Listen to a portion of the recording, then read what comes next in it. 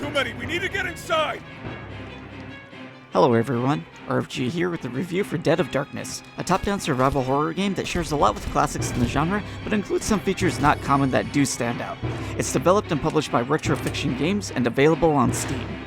Beginning with an opening cutscene taking place on Velvet Island, you'll soon be introduced to Miles Wyndham, an out-of-sorts private eye who will soon be heading to the island himself, after receiving a message regarding the mysteries of a fire involving his wife and daughter. Although Velvet Island may have a pleasant name, Miles will spend his time there encountering hostile creatures, solving puzzles, battling bosses, and exploring the numerous areas he'll come across as he searches for more information about the mysterious fire that's affected his past.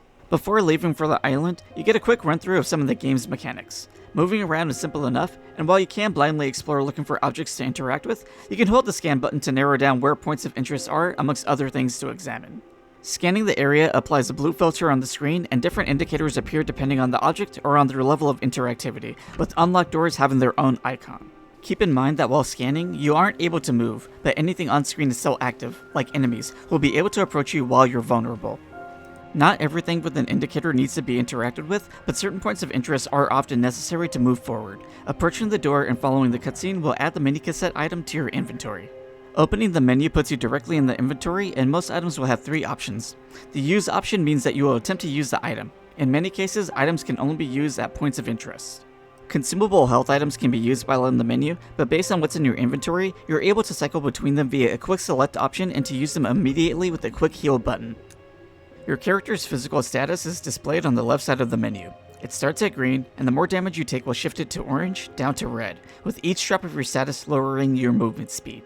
Below the physical health status is a mental health gauge. Taking damage affects your mental and physical health, with this bar gradually shifting from white to black the more damage you take. Deaths can happen from too much mental and physical damage. Status effects like bleeding or poison will be displayed underneath the mental health bar when you're afflicted by them, and these can also affect your movement on top of the other issues they can cause. Note that when you're navigating the menu, everything on screen is still active, and that's also true while examining objects and points of interest, and that can be important to remember because there are times when you might end up in some compromising situations. Selecting the inspect option will give a description of what the item is or does, and in some cases can provide some other context for an item's use. Some items might not have an obvious use, but sometimes it might have a file you can find that alludes to what they can be used for. Files have their own section in the menu. The combined option is a bit more specific. Not everything can be combined, but certain items must be in order to progress. You can also use the menu to combine firearms with ammo to reload them. Weapons in general can be equipped and unequipped in the menu, but you can also equip them with quick select using their quick bind buttons based on what's in your inventory. To use a weapon, you must hold the aim button and then press the attack button to shoot a firearm or slash with your knife. You can aim in 8 directions, and you can reload a firearm by holding down aim and pressing the reload button. Weapons, ammo, and items do take up slots in your inventory, and inventory management is pretty important in Dead of Darkness since you're limited to a max of 8 slots on you at all times. And even though the knife doesn't need to rely on another source for use, it only has so much durability before it's rendered useless and will need to be sharpened with whetstones that you can find before it's useful again. Your ammo and healing items can take up 1 slot up to a certain capacity, but when it's over that limit, it'll spill over to a new slot. And even though you'll be able to store items in shared storage boxes located throughout the game, managing your items poorly can lead to unnecessary backtracking. So even if you feel safer carrying extra ammo and heals, at times you may need to account for ammo and healing items that can spill over to another slot while you look for items that lead to progression. That doesn't mean you'll come across ammo or heals so often that you're frequently worried about not having enough inventory space for progression items, but it's something you should pay attention to. There's also no discard item option, so if you do run out of space in your inventory and want to pick up something new, your options are to run back to a storage box to make space, or waste ammo or heals. You can plan for this, as progression items like keys that can unlock multiple doors will automatically be discarded when they no longer have a use, so paying attention to the maps you find can help with how you manage your inventory.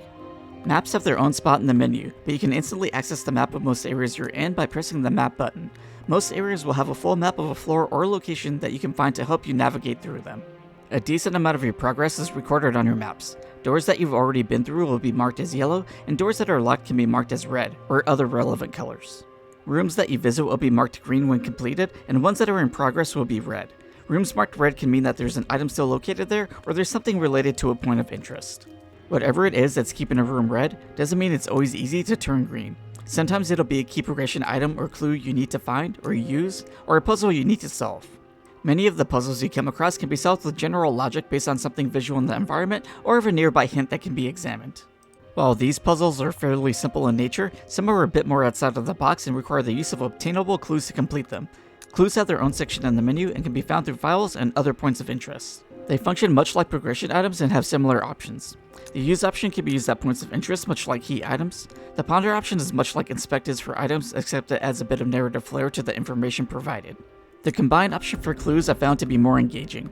Unlike items, clues can be combined with other clues or items for progression, so it can require a bit of extra thought to figure out if you have all the pieces of a puzzle in your possession to solve it or not.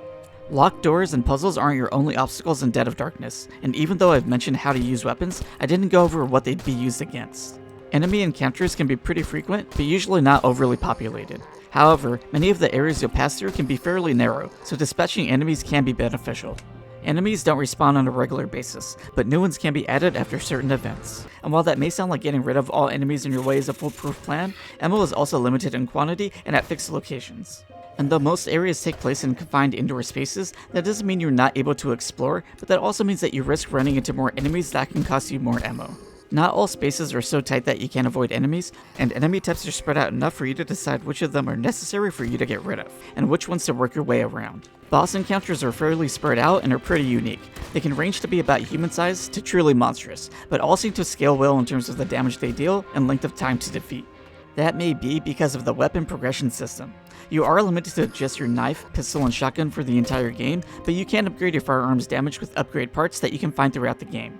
These upgrades felt well placed in a linear structure sense, as it felt like they were near main events, even if that meant I had to backtrack a certain distance or through some extra bits of exploration.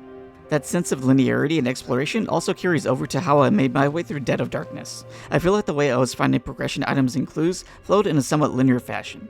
It seems unlikely for someone to have to juggle multiple door keys through inventory and storage boxes due to how necessary it was to make full use of each of them, and didn't feel like I was locked into one direct path to follow or not allowed to wander around for a while on my own.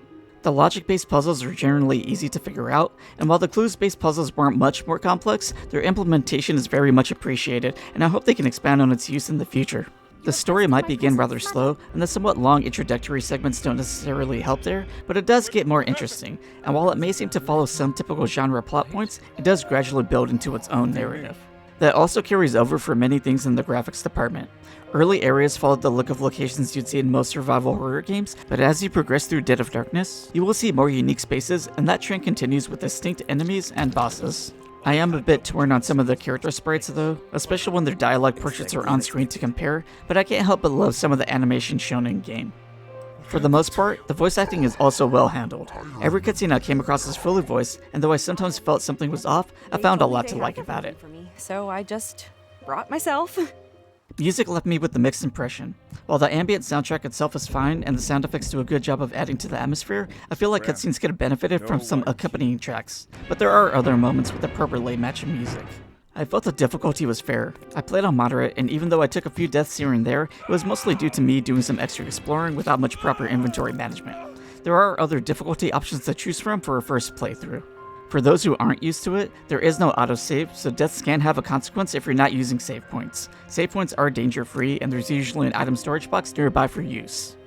It also felt balanced when the story shifts between the two playable characters. The upgrades for each of their firearms seem to be designed with keeping their enemies scaled evenly with their possible weapon level. I did find some boss fights kind of lacking.